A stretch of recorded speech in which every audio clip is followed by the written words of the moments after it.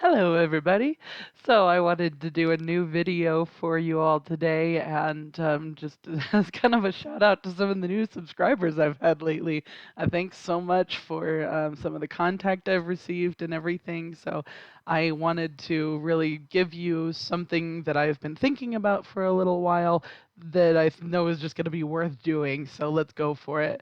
Um, what I have a video that is called How to Do a Word Study. I'm pretty sure I'm going to go back and change that to How to Use Blue Letter Bible because that's basically all that video is.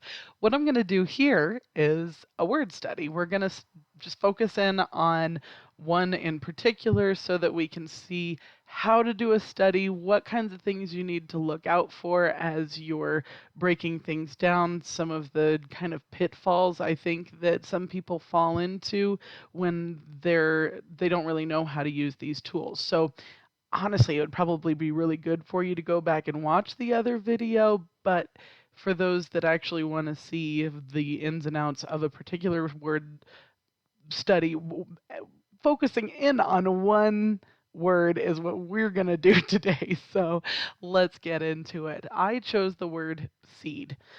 Now, I did this because we know that even in the way that, as we would read in the English, that the word seed has multiple meanings. So we want to see also some of the nuances of the Hebrew, what we can understand, and I really want to go into the Paleo Hebrew on this one because I want to show you just how um, deep and rich that soil, well, no pun intended, is is gonna be. So let's get into it. So seed is one of those words. So I start, this defaults to the King James Version. Probably a pretty good place to start. My hard copy Strong's Concordance is NASB. Something I wanted to point out to you here is that when people say, "Oh, well, did you know that this word shows up 280 times?" Okay, in the King James Version. Just for the sake of example here, let's put in seed in ESV. That's another one. My study Bible's in ESV. I like that translation too. And look, 62 times. Uh-oh. So do you see the difference there? You just watch out for that kind of thing when you're coming into this, because what you're really going to want to be able to do, there's nothing right or wrong with it from one translation to the next. You just want to understand the nuances that they're using here. I'm going to stick in the KJV for a little while just because that's the default. It's probably what you're going to find if you do this yourself. So first thing you're going to want to do, because this is going to be the most important, if you're using blue letter, come up here to the top and toggle on the Strong's numbers. Now, of course, it makes it a little bit harder to read down here, but that's what we want. We want to be able to see these numbers. So the first clue, this is where I like using a hard copy concordance because as you see the full page here, it'll have text all on one side and then it's going to have the big list of Strong's numbers all down the other. Now, when you have that list of Strong's numbers, you'll see 2233, 2233, 2233, all the way down. But then there's going to be one that will have this really big, broad standout, and you're going to say, what is that one? Why is that different? Now, we can see this with, of course, the electronic version here, and I'm going to point that out to you. It's just, it doesn't look as clean, so I feel like my eye catches some of those nuances a little better with a hard copy. So never underestimate the power of having the tool literally in your hands. Sometimes I absolutely love sticking there and not going to the electronics at all if I can help it, just pulling out a bunch of books. So when you come down here and we've got all of these verses that have this same Strong's number, H2233, you can jump over to the next section of words. Now, I'll back up here. At the bottom of the page where you see this, of course, you're going to have Genesis through this Exodus verse, and this goes all the way up through Revelation. We're going to stop at Malachi because we're just doing Hebrew today. But by clicking this section, I bring up the next portion of words in which, or verses in which this word shows. So coming down a little bit, let's find it again. We have this little tag along of a Strong's number here, where This is the law of him that hath an issue, and of him whose seed goeth from him, and is defiled therewith. Interesting. Okay, so so what you're going to want to do as we go along, you're going to want to open up a tab for the every Strong's number you see.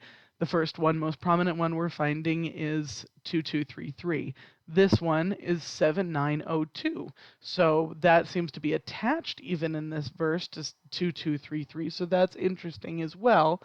We'll dig into that in a second. So let's keep going. Oh, look, we don't have to go very far before we get another one. Seed, the mingled seed, 3610, 3610. Up here, we're going to make up another section for that. I'll go ahead and tell you as I've bumped through some of these are the ones that are all going to be translated, and we're going to start visiting. So once you have gone through each one, pulled every word that in the King James is translated as seed, great. But what you're then going to want to do is come in here. You're going to find that word. Here's zera. And then it's going to say the King James translates Strong's 2233 in the following manner. It translates it as seed 221 times, but it's also child, carnally with, oh, there's our H7902. We're going to go there in a second. Carnally, fruitful, seed time, and sowing time. Out of biblical usage, so it's going to outline of biblical usage, excuse me.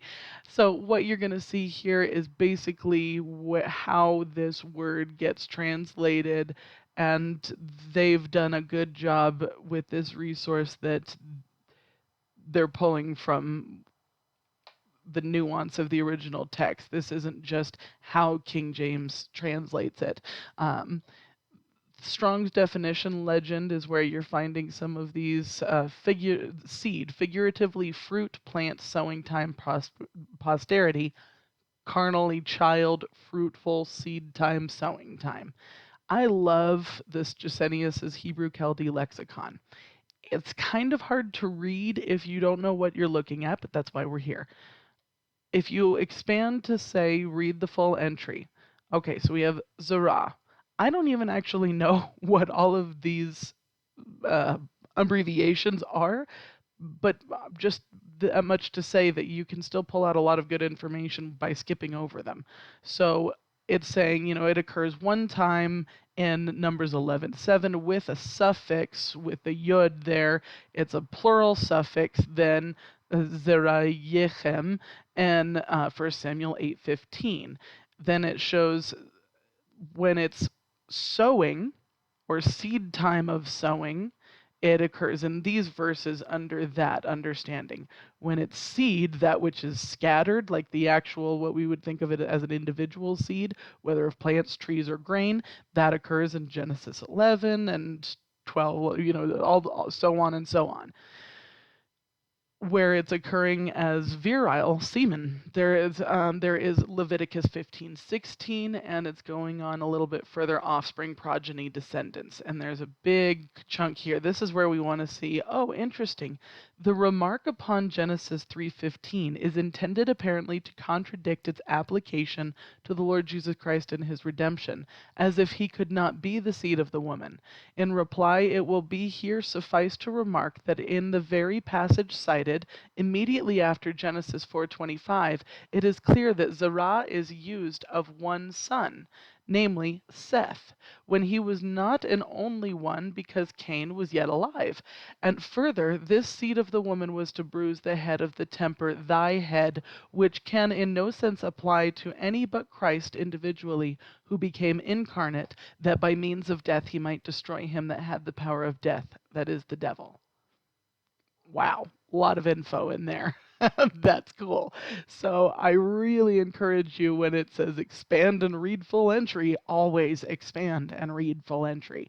Now, so then we're going to see this now is everywhere where this Strong's number pops up, H233. Now, we got a little bit of a clue, of course, up here as what it's going to pop up as, but where you're going to want to start to come down here and realize that It's not always seed. You're going to see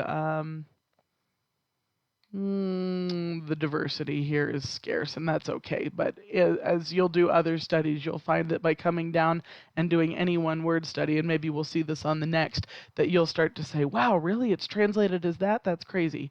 So let's jump forward. This was the one that, if you want to remember what verse we found this in, oh, look, it's not very many. Just a couple in Exodus, Leviticus, and Numbers. Interesting. So only in the Torah. But so what you're finding, oh, the morning dew lay. The dew that lay, the copulation, seed, carnally, and a couple repeats there. So we see this breakdown. Now, something you're going to want to notice again as you're doing a word study, are you looking at the root? With Zerah, oh, it's spelled the same, but it has a different number. That's interesting, and that little hovering is going to give us a clue. Now, let's back up here because this is going to be a great one to start with. Zechava comes from, sorry, not the, Shechava. I'll pronounce my best. I'll try to actually read the word and not get caught up on the last one from Zerah. Shachav is our root word here. So when we click on that, that's when you're going to see, oh, it's to lie down. Ah, but it's not just lying, it's like, lie with your wife, that there would be a lying as in the sense of sexual relation. So we see, okay, well, that makes sense that that would be the case then for seed. We know that that sort of representation that's used for that same word. This is the one that, again, does not occur in a lot of places, you can see, but it's talking about the diverse kind, the two kinds mixture, forbidden practice among cattle, crossbreeding, seed sowing, and cloth garments material. Kilayim. Okay, so you see that here. Not let thy cattle gender with the diverse kind. That was what that's referring to. You can see all the references they have for each of these things.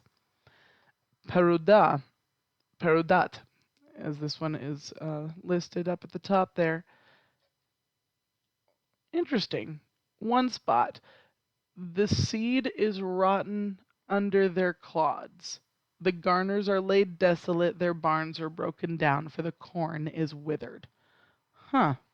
Seed, grain of seed, grains of corn scattered in the ground for seed. All right, one spot in Joel, that's interesting, but it does have a root. It's a past participle of parad, which is to separate and divide. Ooh, and that shows up in a lot of places. That would be a really cool word study, but we don't have time for that right now. But let's go, let keep that in mind for another one. H6504, parad, is separate, part, divided, scattered abroad, dispersed, joint, scattered, severed, stretched, and sundered. Ooh, I bet there's some great information in that study. We're going to back up real quick to Zerah and point out what's happening here. Something that you can always trust from the Hebrew.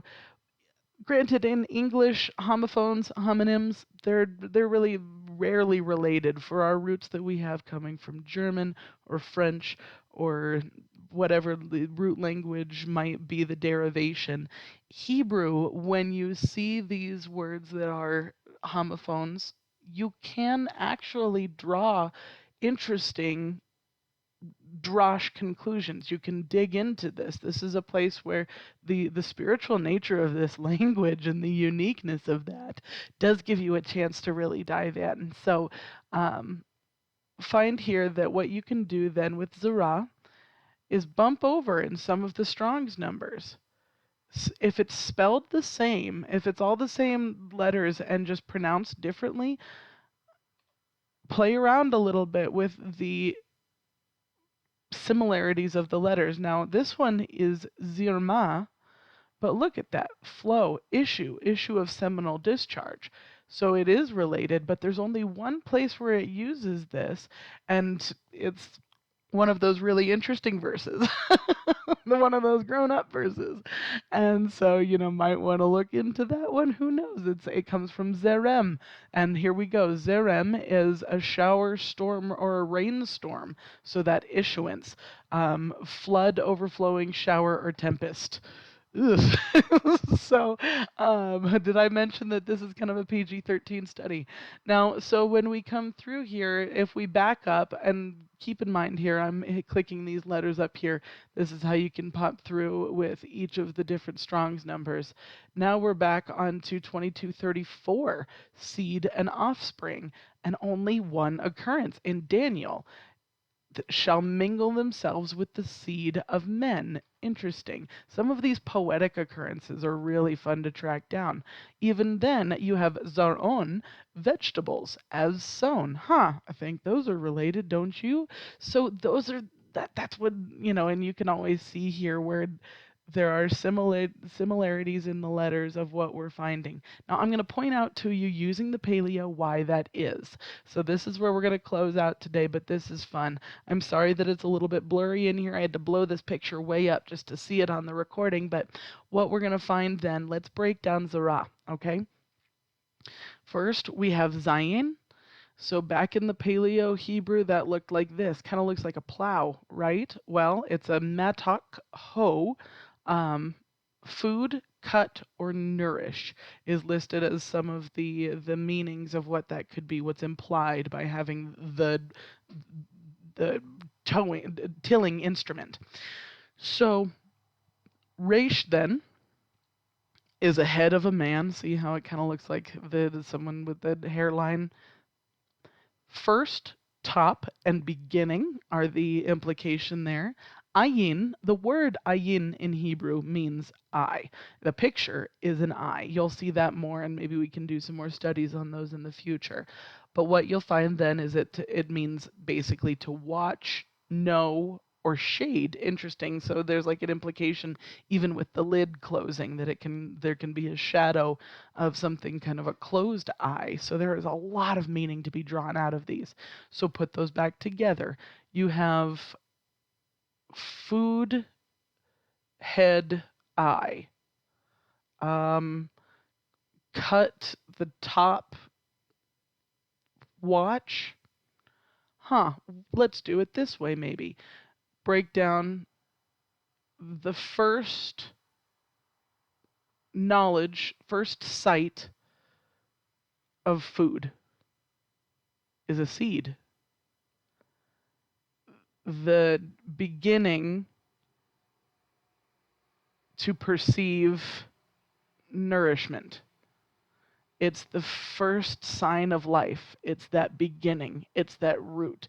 And it's when you can actually start to see it and to watch it and to find it germinate.